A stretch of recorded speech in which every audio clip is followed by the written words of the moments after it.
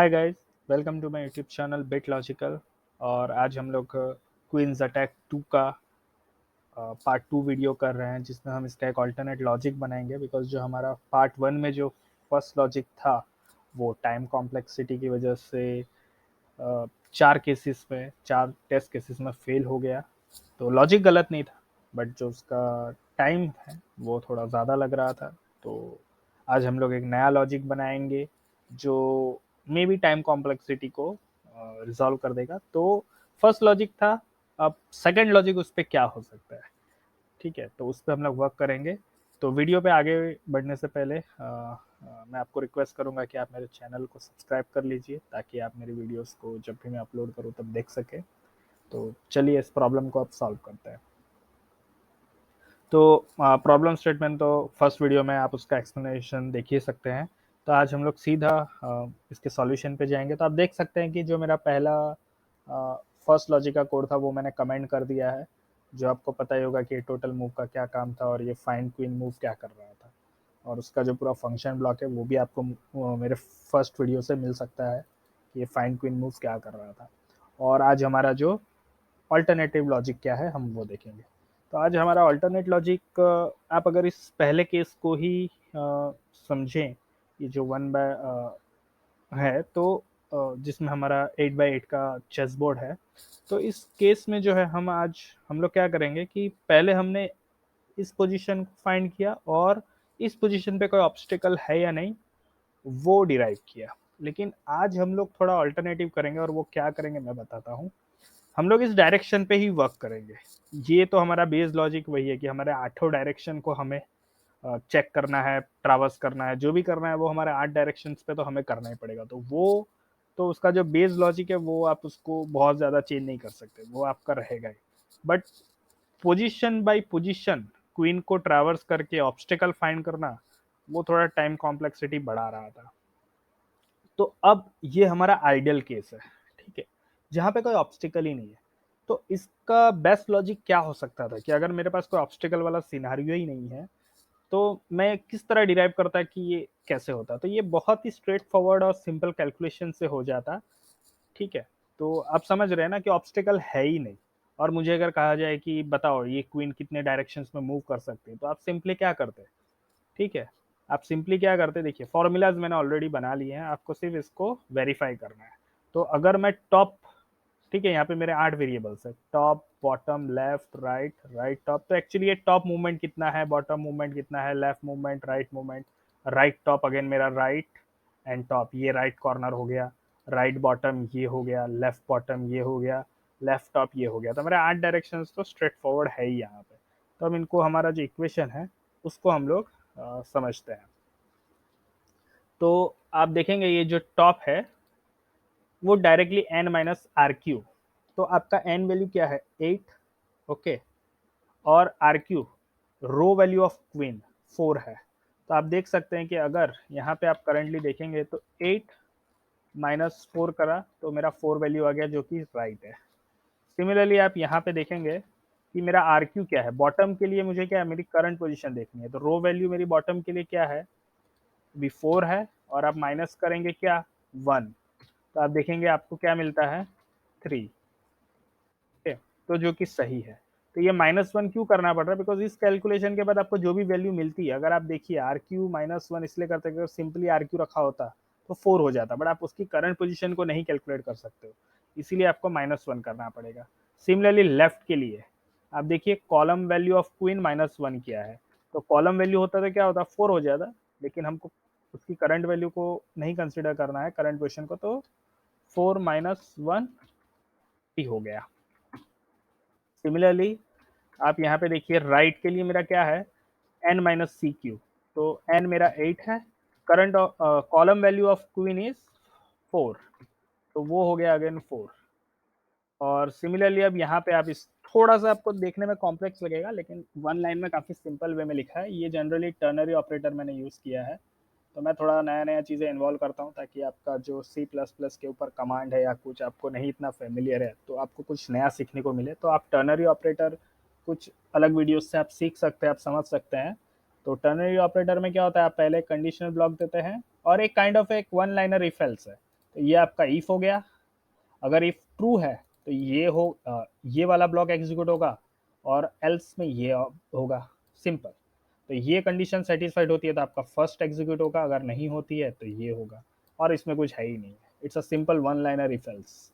Okay. तो अगर आपका राइट टॉप में आप देखेंगे ना, तो आप देखिए, अगर top value is less than right, तो अगर आपकी टॉप लेस देन राइट है, तो आपका जनरली ये क्या होता है पता है, ये जो कॉर्नर वाले जो मूवमेंट्स है ना, वो आपके जो रिस्पेक्टिव एडजेसेंट साइड्स होती है ना, जैसे इस कॉर्नर का ये साइड हो गया, ये साइड हो गया, तो इन दोनों में से जो भी मिनिमम होगा ना, उतना ही आप ट्रेवल कर सकते हो।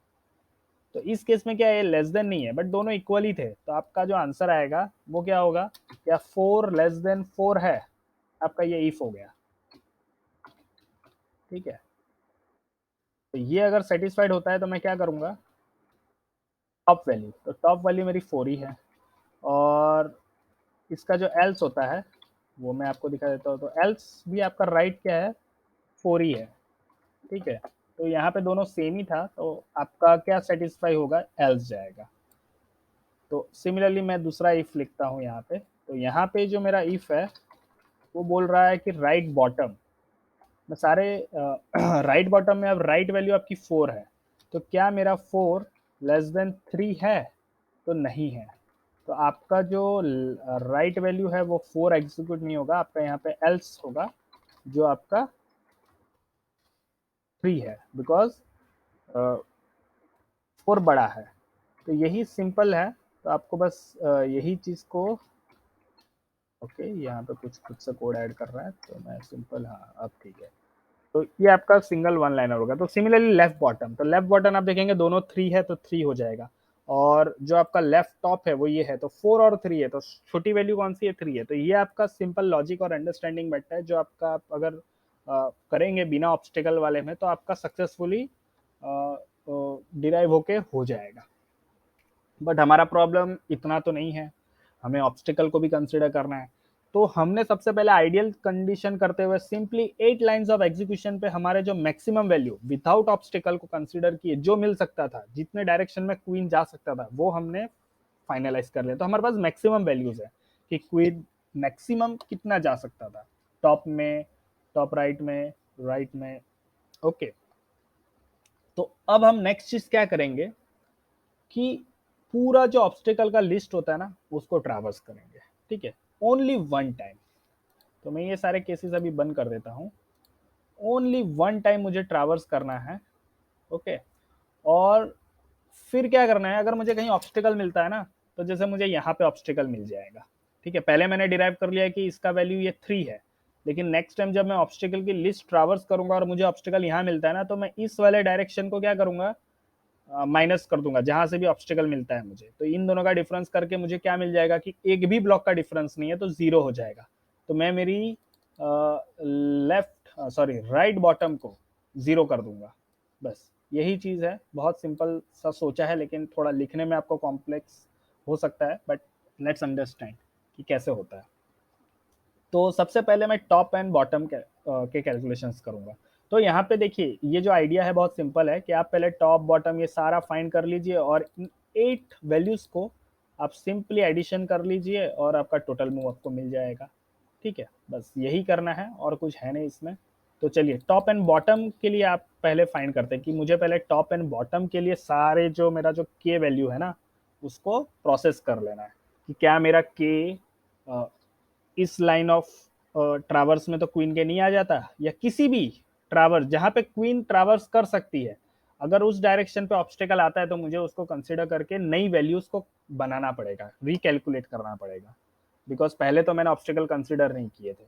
तो अब मेरी कोई भी ऑब्स्टेकल वैल्यू आती है, तो मैं उसको चेक करूंगा कि क्या ये यहाँ पे इस लाइन पे है, इस लाइन पे है, इस लाइन पे है, इस लाइन पे है, किस लाइन पे है, वो मैं कैसे पता करूंगा, आइए वन बाय वन कंडीशन देखते हैं।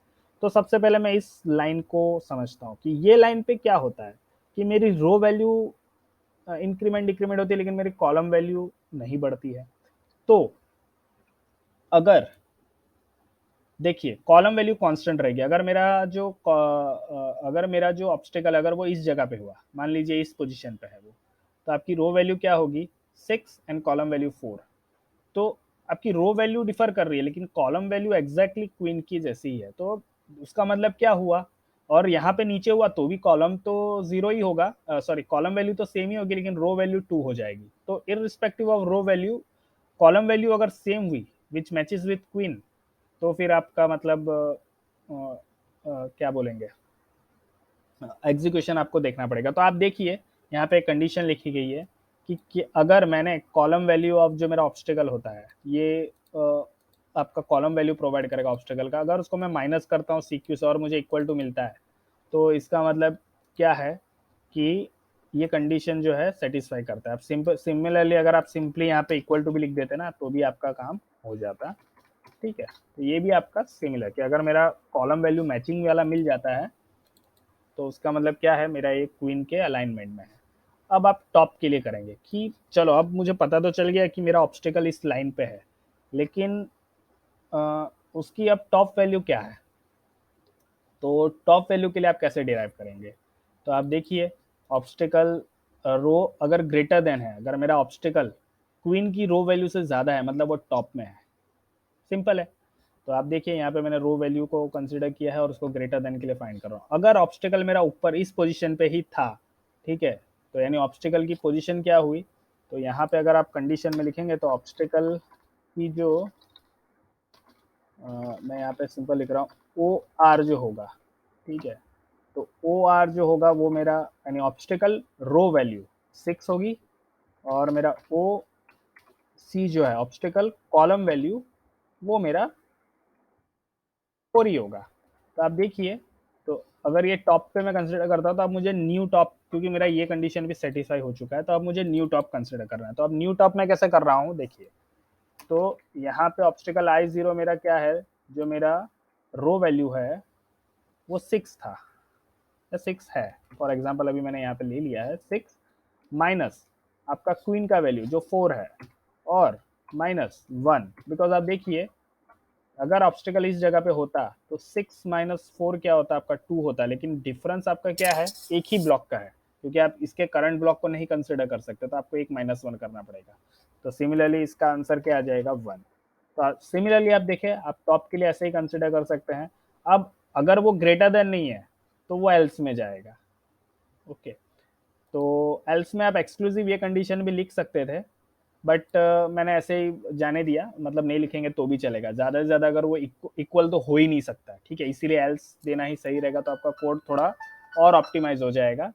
ओके, सो इसीलिए मैंने एल्स ब्लॉक डायरेक्ट लिख दिया और कंडीशन भी लिखी है, तो आप समझते हैं ये बॉटम के लिए। तो सिमिलरली मैं बॉटम भी इसी तरह से कैलकुलेट कर लूँगा, ये भी सिमिलर वही फॉर्मूला है, इसका रेफरेंस आप यहाँ से लिख सकते हैं। तो यहीं से जो इस तरह से इसको कैलकुलेट किया है, ये भी ऐसे ही कैलकुलेट किया है, इसको आप रीवेरीफाई कर सकते हैं। तो अगर आपका जो अब यहाँ पे जो इंपॉर्टेंट चीज़ है, ये दो तो आपने कैलकुलेट कर दिया, लेकिन आप असाइन डायरेक्टली नहीं कर सकते हैं। ओके, टॉप वैल्यू में असाइन करने के लिए आपको चेक करना पड़ेगा कि क्या मेरा टॉप एंड न्यू टॉप में डिफरेंस है।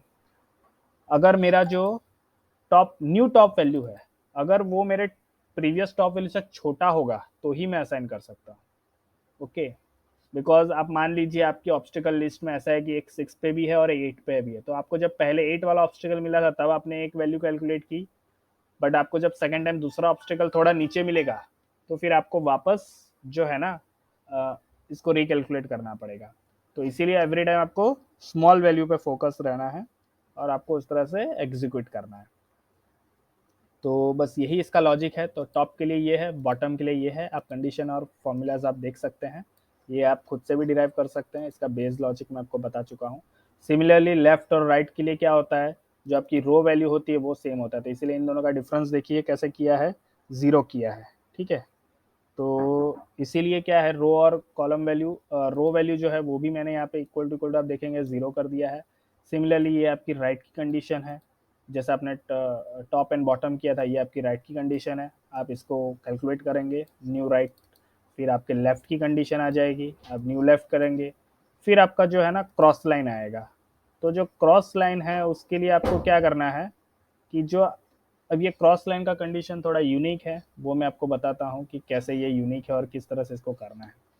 तो जो क्रॉस लाइन होता है वो आप देखेंगे कि इसका जो डिफरेंस है, ठीक है, वो हमेशा जो आपका, जैसे आप इस डायरेक्शन को ही पकड़ लीजिए, तो आप देखेंगे कि इस पोजीशन और इस पोजीशन में रो और कॉलम का डिफरेंस 1 और 1 मतलब 1 है। जैसे ही आप और एक स्टेप बढ़ाएंगे तो इस जगह पे जो इन दोनों का डिफरेंस आएगा ना वो 2 हो जाएगा। इस जगह पे आने पे रो का डिफरेंस और कॉलम का डिफरेंस 3 हो जाएगा। तो आप देखेंगे एक लीनियरिटी आपको मिल रही है। ठीक है, इस जगह पे सिमिलरली इसके ऑपोजिट में आप जाएंगे ना तो सिमिलर वे में डिक्रीमेंट हो रहा है। ठीक है, जो आपका फर्स्ट लॉजिक है उसी से आप रेफरेंस लेंगे। जो हमारा फर्स्ट वीडियो है उसमें जिस तरह से आप देखेंगे, जिस तरह से एक डिज़ाइन मिल रहा है ना, तो यहाँ पे भी एक पैटर्न है। तो यहाँ पे डिक्रीमेंट होगा। जैसे आप इस वैल्यू पे आएंगे तो दोनों -1 हो रहा है, इस जगह पे आएंगे तो दोनों -1 हो रहा है। तो आप इसका कंडीशन देखेंगे तो यहाँ पे 3 और 3 होगा। तो 3 - 4 3 - 4 दोनों इक्वल आएंगे। यानी जो डिफरेंस होता है ना, रो माइनस यानी ऑब्स्टिकल का रो पोजीशन माइनस क्वीन का रो पोजीशन प्लस ऑब्स्टिकल का कॉलम पोजीशन माइनस क्वीन का कॉलम पोजीशन, आप माइनस माइनस करेंगे और उसका एब्सोल्यूट वैल्यू निकालेंगे तो दोनों इक्वल ही होगा। बिकॉज एट द एंड वो माइनस रहे या प्लस रहे, आप उसको एब्सोल्यूट कर लेंगे तो उसका मतलब नेगेटिव से पॉजिटिव हो जाएगा और आपको डिफरेंस जो है ना वो सेम मिल जाएगा। तो अगर वो किसी क्रॉस लाइन पे बिलोंग करता है तो वो इस कंडीशन से आपको पता चल जाएगा। एक बार ये कंडीशन सेटिस्फाई होती है तो फिर आप इंडिविजुअल इस लाइंस को फॉलो कर सकते हो, डायरेक्शन को फॉलो कर सकते हो। फॉर राइट टॉप आपका ये कंडीशन रहेगा कि आपका जो यहाँ पे आप डबल कंडीशन आएंगे कि जो ये वाली वैल्यू है वो बड़ी होनी चाहिए। यानी ऑब्स्टिकल वैल्यू जो है क्वीन की रो वैल्यू से और कॉलम वैल्यू से बड़ी होनी चाहिए, तब वो इस लाइन पे आएगा। और इस लाइन पे आता है तो आप सिंपली कैलकुलेशंस के बेसिस पे आप न्यू राइट टॉप फाइंड कर सकते हैं। और आपका जब बॉटम रहेगा तो दोनों ही लेस देन रहेंगे। ठीक है, यानी ऑब्स्टिकल का रो वैल्यू क्वीन के रो वैल्यू से कम रहेगा और ऑब्स्टिकल का कॉलम वैल्यू क्वीन के कॉलम वैल्यू से कम रहेगा। तो ये आपका एलसिफ कंडीशन सेटिस्फाई हो जाएगा। फिर आपका लेफ्ट टॉप आता है। तो लेफ्ट टॉप जो है वो आपका ये हो गया। तो इस जगह पे आप देखेंगे तो रो वैल्यू बड़ी होनी चाहिए और कॉलम वैल्यू छोटी होनी चाहिए, तो उसका ही कंडीशन लिखा गया है।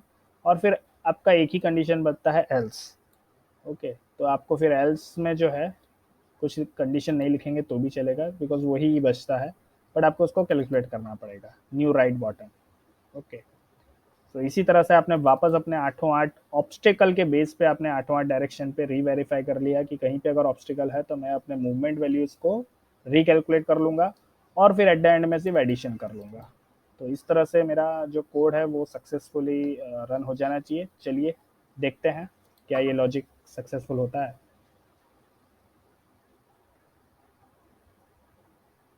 तो लॉजिक तो सक्सेसफुल है, लेकिन अब सारे टेस्ट केसेस को देखते हैं और टाइम कॉम्प्लेक्सिटी भी देखते हैं।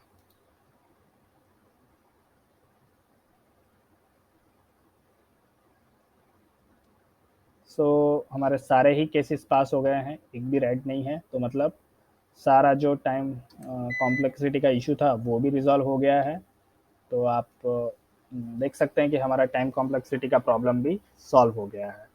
तो इसी तरह से मेरे वीडियोस को देखते रहिए। Please subscribe my channel.